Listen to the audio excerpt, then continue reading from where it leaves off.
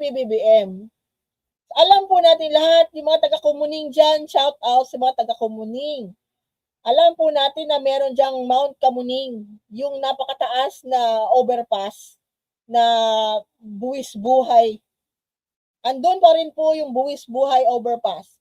Pero, meron pong ginawa na bagong overpass dyan sa Kamuning area para mapunta doon sa mga sa trade. Hindi na po siya Buwis Buhay. Siya po ay may elevator na. Maliwalas na po, hindi na po kayo matatakot na aakyat ng madaming steps para lang makapunta sa kabila. Ang bagong Kamuning overpass po operational na po. Ito po ay personal na pinuntahan ni PBBM. At inayos po yung dinadaanan ng mga ating mga commuters. At malinis na po siya, hindi na po siya nakakatakot tabok. So, yung parang mag-cross over ka. At nakita po natin na ang ating presidente, kahit maliit lang yun siguro sa ibang mga sa ibang mga bumabatikos kay PBBM, sila, para sa kanila, maliit lang yun ginawa ni PBBM, yung overpass na yan dyan sa Kamuning. It took 4 months na gawin yan. 4 months po yan. I think yung dating overpass, yung Mount Kamuning, it will be slowly decommissioned, tatanggalin po yan siya. At para yun na lang yung bago.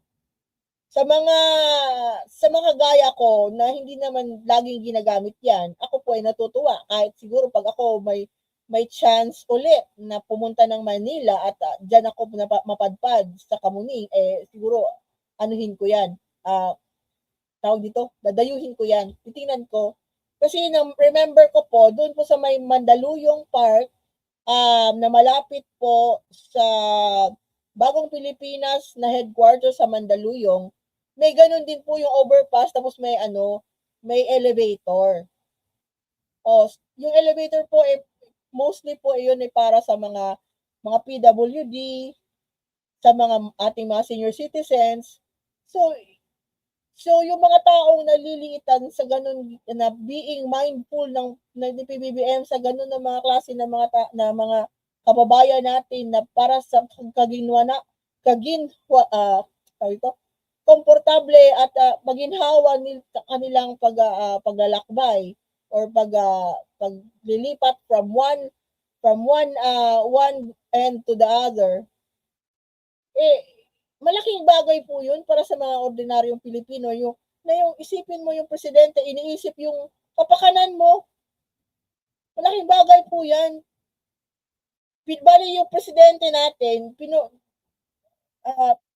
nilalagay na yung kanyang sarili sa sitwasyon ng ordinaryong Pilipino, at nung nakita niya yung Kamuning, yung Mount Kamuning, yung mataas na overpass, na hindi po yun na conducive, hindi safe.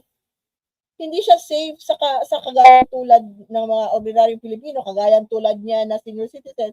So nagpagawa ng iba, nagpagawa ng bago na mas komportable, na mas hindi nakakatakot. So yung presidente natin mindful, ano yung mga kailangan gawin? Ano yung nakakatulong sa mga tao, sa kababayan natin? At hindi po yun dapat sinisiraan. Hindi po yun dapat sinasabihan na yan lang yung kaya mong gawin. Yun alam po natin yung mga DDS, ganun ang mindset. Lahat na lang po ng ginagawa ng presidente na nakakatulong sa ating mga kababayan, kontra sila. Kontra sila kasi hindi mismo si Duterte ang gumawa. Yun na yung kanilang yun yung kanilang yung kanilang motibasyon na galit na galit sila. Kasi hindi po si Duterte yung nakaisip at nakagawa. At yun na napofrustrate sila. Kasi nga, hindi na nga po pwede si Duterte tumakbo pagka-presidente a second term. Sa ating konstitusyon, 1 term lang po, 6 years, it's not enough. At gusto nila si Sara ngayon, agad-agad. At alam naman natin, nagmamadali si Sara maging presidente ng Pilipinas. Thinking na kung maging presidente siya ng Pilipinas, masasalba niya, jailbreak niya yung ama niya doon sa dahig. Yun lang yung mindset nila. Sa sobrang galit nila, yung mga DDS, sa sobrang galit, inggit, frustration, hindi na po sila nakakaisip ng matino. Wala silang isip matino, walang common sense, wala. Kahit na po anuhin ninyo, latagan ninyo ng mga resibo, wala. Kasi po, ang isip nila, si Digong ay perpekto na tao, si Digong ay walang kasalanan, kahit alam naman natin na, may kasalanan siya, kaya nga siya nandun sa dahig ngayon, di ba? Di ba? May ginawa po siya na hindi kaaya-aya. Kaya na siya nandoon kung nasaan siya naroroon. At hindi ko maintindihan bakit hindi pa yan naiintindihan ng kanyang mga supporters. At kung nakikita po ninyo yung mga videos ng kanyang mga supporters sa dahig, kung saan po dinadamitan, dinalagyan po ng jacket ang standee na karton. Hinahainan ng pagkain yung karton. Tinatawas yung imahe ng karton. Pinapakain ng pansit yung karton. Hindi ko po alam paano sila napunta doon paano itong mga Pilipino na to na umaastang kulto na napunta po sa iba yung dagat. Paano kaya sila nakapasa sa immigration screening doon sa abroad?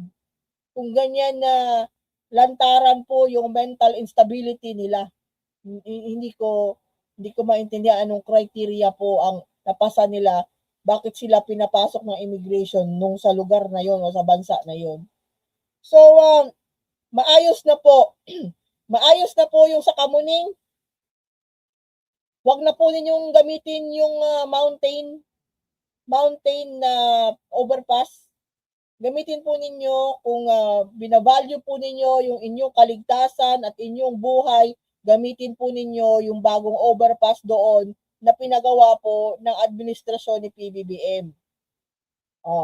Kung ayaw nyo gamitin yon kasi DDS kayo, ayaw nyo gamitin yung bagong overpass na yon para makasakay sa tren, doon kayo dumaan sa pinagawa ni Duterte nung una panahon, yung aakyat pa kayo, buhay kayo, sige go. Huwag kayo magrereklamo na mahirapan mag 500 steps pa kayo para lang maka-cross sa other side ng street. Yung mga DDS huwag kayong huwag nyo gagamitin yung bago, yung may elevator huwag niyo, tsaka yung may atip, may roof. Huwag niyo gagamitin yun Okay? Klaro?